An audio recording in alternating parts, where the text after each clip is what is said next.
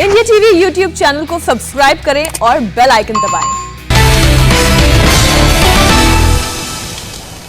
और छठे फेज की वोटिंग के दौरान बंगाल के बैरकपुर में फुल हंगामा हुआ।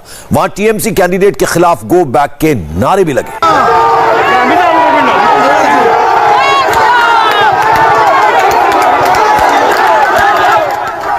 बैरकपुर से टीएमसी के उम्मीदवार बांग्ला फिल्मों के डायरेक्टर राज चक्रवर्ती हैं। उनकी पत्नी इन दिनों कोरोना पॉजिटिव है, लेकिन इस बीच वो वोटिंग का जायजा लेने पोलिंग बूथ पहुंच गए, जिससे लोग नाराज हो गए। लोगों का कहना था कि टीएमसी कैंडिडेट की पत्नी कोरोना पॉजिटिव है, ऐसे में उन्हें भी आइसोलेशन में रहना चाहिए। लेकिन राज चक्रवर्ती ने कोरोना प्रोटोकॉल तोड़कर कई लोगों की जिंदगी को खतरे में डाल दिया। और बैरकपुर में जिस वक्त यह हंगामा हो रहा था, इंडिया टीवी संवाददाता अमित पालित भी वहां मौजूद थे। अमित पालित की ऑन द स्पॉट रिपोर्ट देखिए। इस वक्त मैं बैरकपुर के लालकुटी इलाके में हूं। बैरकपुर विधानसभा जो क्षेत्र पड़ता है, यहां से टीएमसी ने जाने माने बांग्ला फिल्मों के डायरेक्टर राज चक्रवर्ती को मैदान में उतारा है और बीजेपी ने यहां पर टिकट दिया डॉक्टर चंद्रमणि शुक्ला को, जो मनीष शुक्ला बीजेपी के नेता थे, युवा नेता जिनकी हत्या कर दी गई थे, उनके पिता हैं। इस इलाके में अब से थोड़ी देर पहले बहुत ही गहमा-गहमी थी। तो उसकी वजह यह थी कि जब राज चक्रवर्ती यहां पर पहुंचे थे तो यहां पर जो लोग थे, स्थानीय लोगों ने गो बैक के नारे लगाए थे। क्यों लगाए थे? वो लोग जो थे उस वक्त वहां पर मौजूद थे, उनसे बात करते हैं।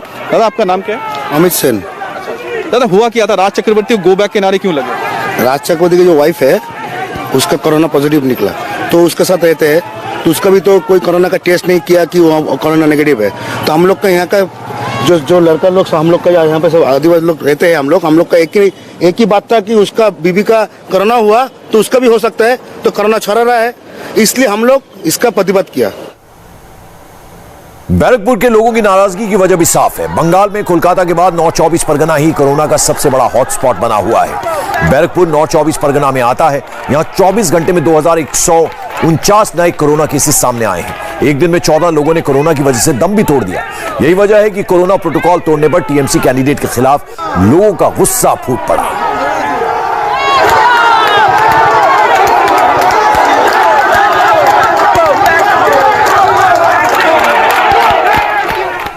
आपको बता दें, बैरकपुर में हंगामा ही नहीं हुआ, यहां जबरदस्त हिंसा भी हुई। बैरकपुर से बीजेपी और टीएमसी समर्थक यहां आपस में भिड़ गए। दोनों पक्षों के बीच यह टकराव लीची बागान के बूथ नंबर 24 पर हुआ। इस दौरान दोनों गुटों ने जमकर हंगामा किया, लाठियां चली, हाथापाई हुई। तस्वीरें जो भी आप देखेंगे उसमें आप देख सकते हैं कैसे बीजेपी और टीएमसी समर्थक एक दूसरे पर हमला कर रहे हैं। झड़प के बाद इलाके में काफी तनाव भी पैदा हो गया। हालात पर काबू पाने के लिए मौके पर सेंट्रल फोर्स भी पहुंची। अच्छी बात यह रही कि हंगामे की वजह से मतदान पर कोई असर नहीं पड़ा है। तस्वीरें आप देखिए बैरकपुर पश्चिम बंगाल की।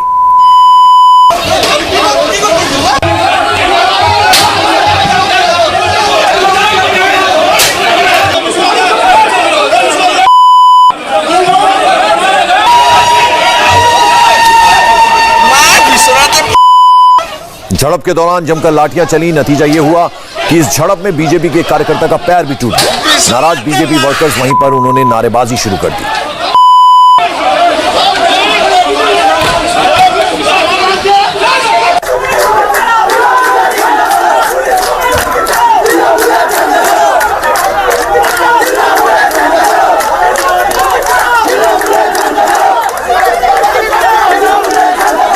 बीजेपी कार्यकर्ताओं ने वोटिंग के दौरान हिंसा के लिए टीएमसी को जिम्मेदार ठहराया। इंडिया टीवी संवाददाता अमित पालित मौके पर पहुंचे। उन्होंने लोगों की बात सुनी। सुनिए लोगों ने क्या कहा। यहाँ पर बहुत ज्यादा गहमा-गहमी हो रही है और यहाँ पर देख सकते हैं कि लोग और जो पुलिस के बीच दरअसल यहाँ पर झगड़ा इसलिए हो रहा है क्योंकि यहाँ पर लोग बैठे हुए थे। उनका यह कहना है कि बीजेपी के एक वर्कर को यहाँ पर मारा गया, उसका पैर टूट गया था। यहाँ पर जय श्री राम के नारे बोलकर यहाँ जो पुलिस आई है, पुलिस को यहाँ से खदेड़ा जा रहा है। दरअसल इस इलाके में बताया जा रहा है कि जो टीएमसी के लोग हैं उन्होंने बीजेपी के एक कर्मी के को पैर तोड़ दिया था, जिसके बाद वो लोग यहाँ बैठे हुए थे, यहाँ बात कर रहे थे। महिलाएं भी यहाँ मौजूद थी, लेकिन यहाँ पर जो पुलिस है, पुलिस के लोग आए, उनको पुलिस के लोगों ने यहाँ पर पीछे उनको गजा नहीं बोला।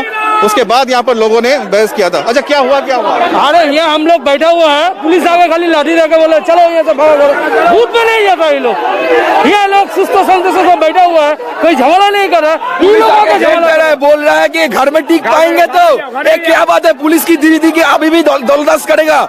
इधर का पूरा प्रशासक उत्तम दास से उसको भेजा है इधर पारा में रेड मारने को। ये क्या है, हम लोग पारा में घुस जाएंगे, घर में सो जाएंगे, तब क्या वो रिगिंग करेगा इधर।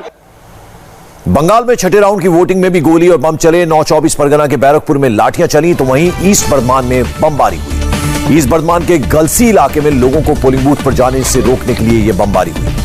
बीजेपी का ऐसे में आरोप है कि टीएमसी के लोगों ने बीजेपी समर्थकों को डराने के लिए बमबारी की। बीजेपी ने टीएमसी के गुंडों पर उसके कार्यकर्ताओं की पिटाई का भी आरोप लगाया। बमबारी और मारपीट की घटना के बाद सेंट्रल फोर्स मौके पर पहुंच गई, लेकिन बमबारी की घटना से पूरे इलाके के लोग काफी ज्यादा गुस्से में हैं। ईस्ट बर्धमान में बम चले तो नॉर्थ दिनाजपुर के रायगंज में गोलीबारी हुई। यहां भी लोगों को वोटिंग से रोकने के लिए अंधाधुंध फायरिंग हुई। गोलीबारी की यह घटना कल आधी रात की बताई जा रही है, जब कुछ बदमाशों ने बूथ नंबर 105 पर फायरिंग की। गोलीबारी से पूरे इलाके के लोग डर गए, दहशत में आ गए। कल रात को अचानक से 12:30 बजे तो बहुत हंगामा हो गया। बहुत हंगामा होता हम लोग निकलते फायरिंग करना शुरू कर दिया। अचानक से फायरिंग करते करते 6-7 बाइक इधर से भी और उधर से भी और निकल गया, और एक बाइक वहाँ पर बंदूक लेके खड़ा था मार्ट पे। तो हम लोग जैसे ही गया तो अब वो भाग गया, वो बाइक भाग गया। हाँ, डराना ही था, होगा शायद डराना था। हाँ, तो सामने आकर उसको पता चला कि कौन है? पता चला, अभी तक तो कोई पता नहीं चला। और आज जब छठे राउंड की वोटिंग हो रही थी, तब अगले 2 राउंड के लिए चुनाव प्रचार भी चल रहा था। गृहमंत्री अमित शाह ने आज पश्चिम बंगाल के गजौले में रैली की। अमित शाह ने मंच से बंगाल चुनाव के दौरान हो रही हिंसा का जिक्र भी किया। इसे लेकर ममता बनर्जी पर अटैक भी किया। शाह बोले, दीदी को बहुत दुख हो रहा है कि बंगाल का चुनाव शांति से क्यों हो रहा है, इसलिए वो सीआरपीएफ को गालियां दे रही हैं। सुनिए होम मिनिस्टर ने क्या कहा।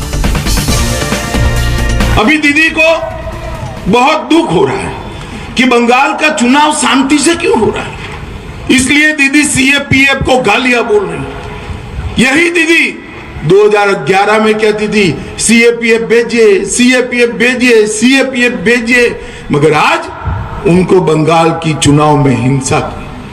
बंगाल के पंचायत के चुनाव हुए, सैकड़ों लोग मारे गए। लोकसभा के चुनाव हुए, रेगिंग कर कई सारे बूथ लूट लिए, और भारतीय जनता पार्टी के 130 से ज्यादा कार्यकर्ताओं की हत्या हुई है। मित्रों, मैं आपको वादा कर जाता हूं, ये सोचते हैं अब कोई जांच करने वाला नहीं है। 2 मई को आप भाजपा की सरकार बना दो। भारतीय जनता पार्टी यहां पर हमारे देवेंद्रनाथ और अनूप रॉय का जो हत्या किया है, 130 भारतीय जनता पार्टी के कार्यकर्ताओं का हत्या किया है, उनको चून चून कर जेल की सलाखों के पीछे डालने का काम भारतीय जनता।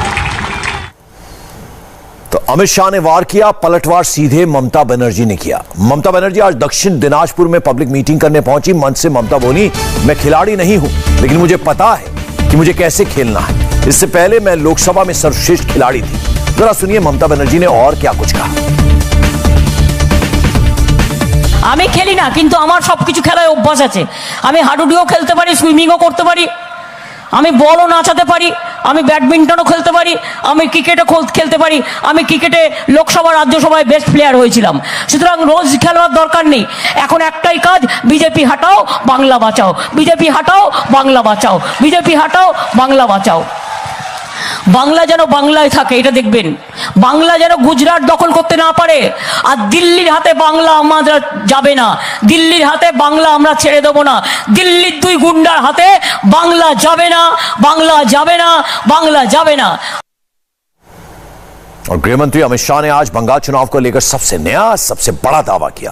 अमित शाह बोले, बंगाल में बीजेपी को छठे चरण के चुनाव में ही बहुमत मिल जाएगा और अगले 2 चरण के चुनाव के बाद बीजेपी को 200 से ज्यादा सीटों पर जीत मिलेगी।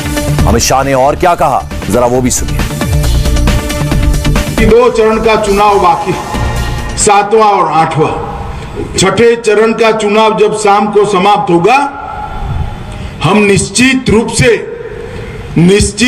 से पूर्ण बहुमत प्राप्त कर लेंगे, परंतु हम 200 से ज्यादा सीटों का आशीर्वाद बंगाल की जनता के पास मांगेंगे।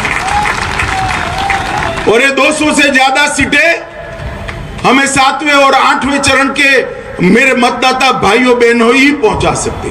मैं आप सभी को कहने आया हूं, हर बार दिल्ली के गुंडे आपको परेशान करते हैं, रेगिंग करते हैं, आपकी परेशानी होती है।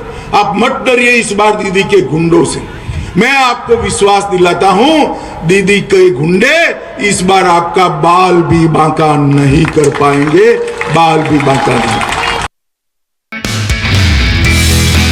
नमस्ते, मैं हूं मीनाक्षी जोशी। वीडियो और खबरों से अपडेट रहने के लिए India TV YouTube channel subscribe करें, बेल आइकन दबाना ना भूलें। जुड़े रहें इंडिया टीवी के साथ।